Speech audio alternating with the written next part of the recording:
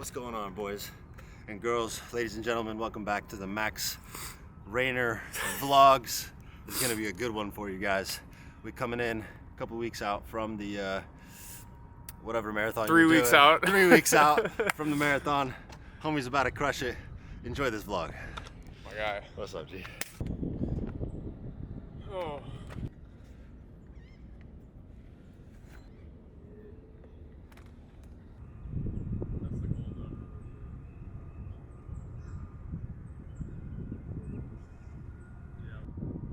He's just thinking. I wonder what he's thinking about. I slept in this t-shirt. 2 mile warm up straight into my peak week marathon training workout. This is gonna be 2 by 2 mile at sub marathon pace. So quick 60-second rest in between those, then straight into a 2 by 1 mile also with 60-second rest. So really keeping the rest short, and then hopping into 4 by 800s and then a 4 by 200 and then a 1 mile cool down. It's gonna be a doozy. I'm gonna get going.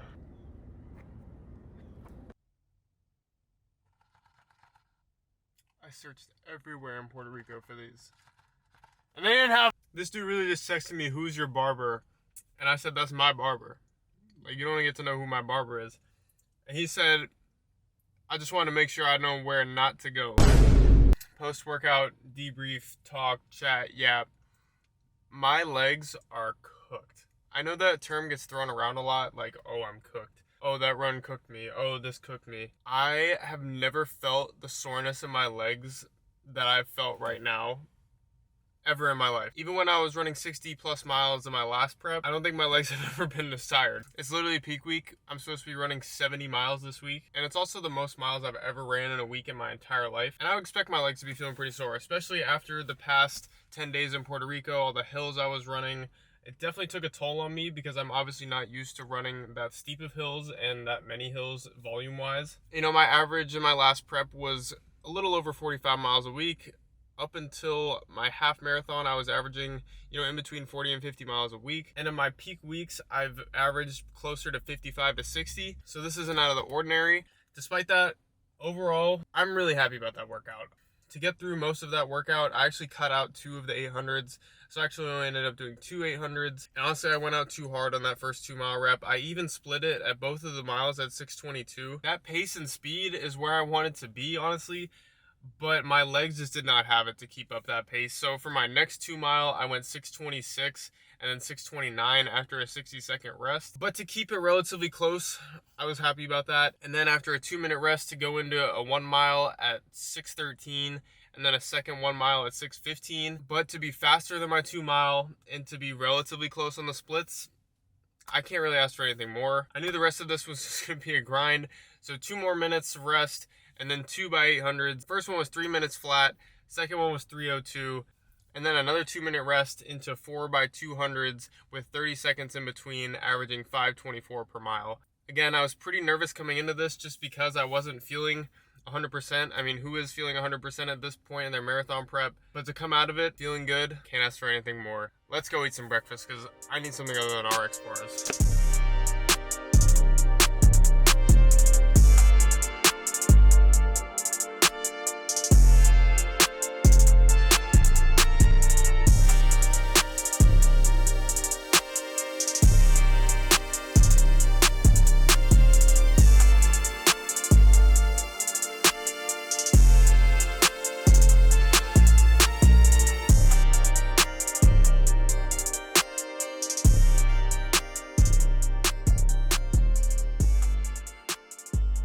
We are 24 days out from race day. My legs actually feel pretty decent today, given that I hit a workout yesterday morning and hit a strength session yesterday afternoon. Typically, my major lower leg muscles don't feel very sore after a strength session. Even if I hit it really hard, my quads and my hamstrings are not going to be that sore. But what always does tend to have a little bit of delayed onset muscle soreness is my glutes and my hip abductors and adductors, which signifies to me that those are probably my weak points when it comes to my lower body strength, and just further reminds me that it's something that I need to keep working on and strengthening in order to help prevent injuries. And this is definitely a learning moment for me because this week I'm going into uncharted territory. I'm running 70 miles when the most miles I ever ran in a week is 65. And I'm not chasing 70 miles as a mileage number. It's not going to be the end all be all if I somehow don't end up hitting 70 miles this week.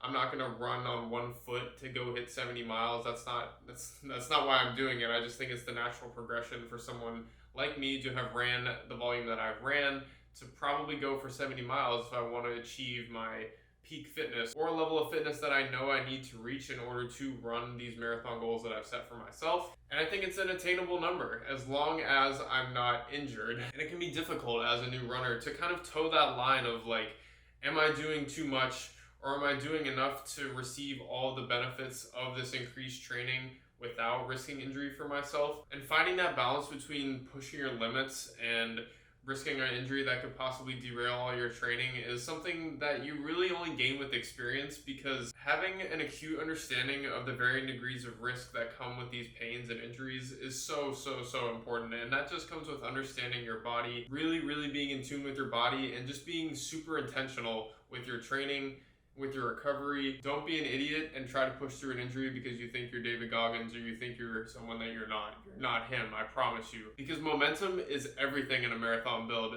The more weeks, the more days, the more workouts that you can stack on top of each other are just going to keep building your confidence into an eventual result that you know you can be confident in, because you didn't have to take a week off from running in the middle of your prep because you tried to run through an injury. And I know some people are physiologically more susceptible to injury than others, but continuing to do your strength training is so important. I've had a couple of these lingering little pains and aches throughout this marathon block, and I always feel that when I go to the gym, go and hit a strength session, go and hit plyos, after I get done with that session in the days leading after, my body responds so well to that, and these little aches and pains tend to just go away. So I'm gonna have my electrolytes and a banana because I haven't eaten in like 4 hours, so I could use a little bit of energy before this easy run, so I'm not totally dogging it towards the end of this run. I'll be back in a little bit.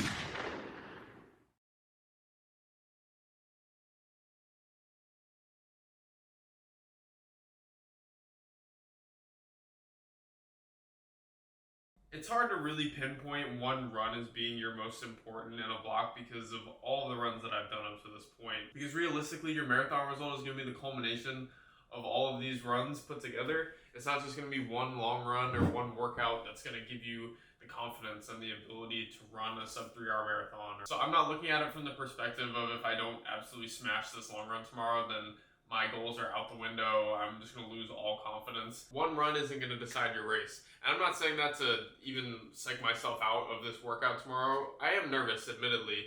I mean, of course, who else isn't going to be nervous for their first 20-mile run since their last marathon? And one of the reasons why I have the confidence in myself, no matter what happens on this run tomorrow, is because I've been intentional with almost every single run of this entire block. And I also haven't skipped a run either, but there hasn't been one run in this entire block that I have gone out of the run being like, I executed that absolutely terribly. You know, I put in a good effort.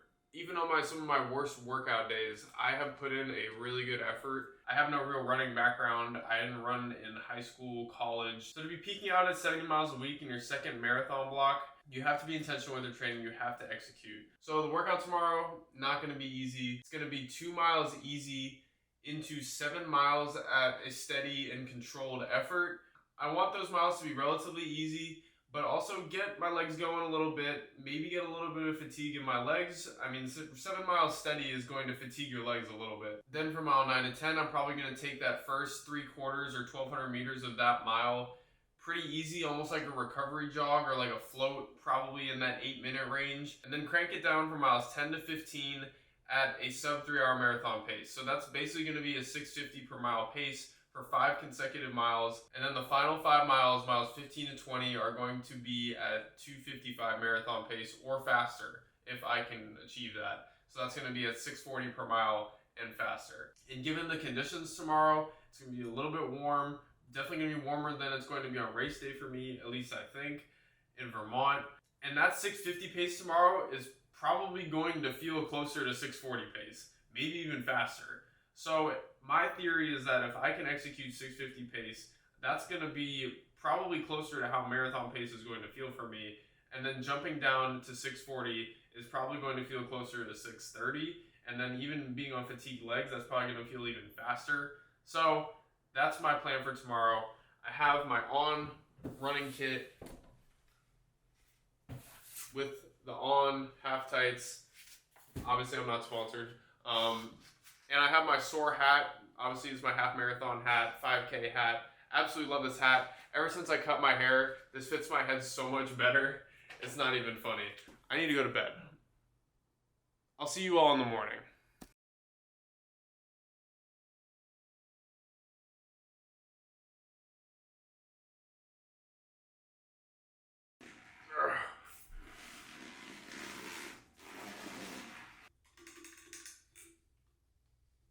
Good morning, everyone. It is around 6:30.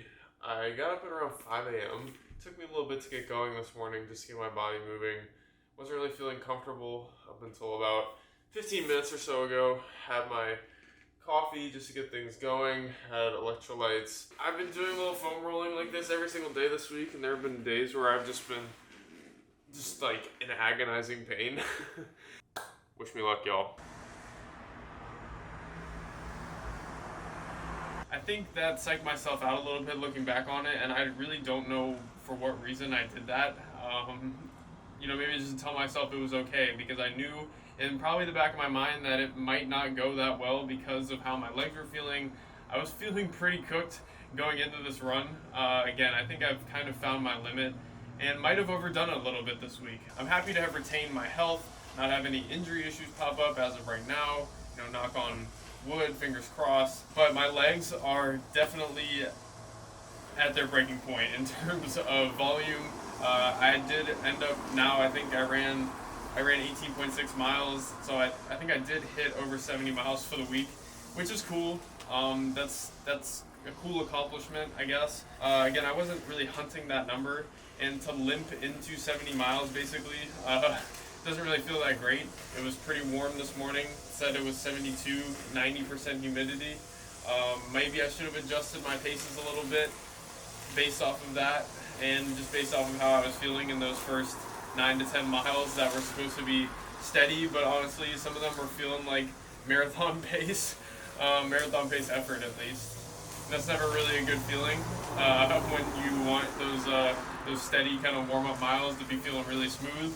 So not the result I really wanted this morning, and it slows my momentum again a little bit. Since my half marathon, I feel like the past 4 weeks of training essentially have gone really, really well. Kind of finding my limit a little bit, understanding what my body can handle, what my body can take, what training is going to look like for me going forward, what I can accomplish in this prep, and then learn to take on to my next prep is really kind of how I'm focusing on today and how I'm framing today in the grand scheme of things.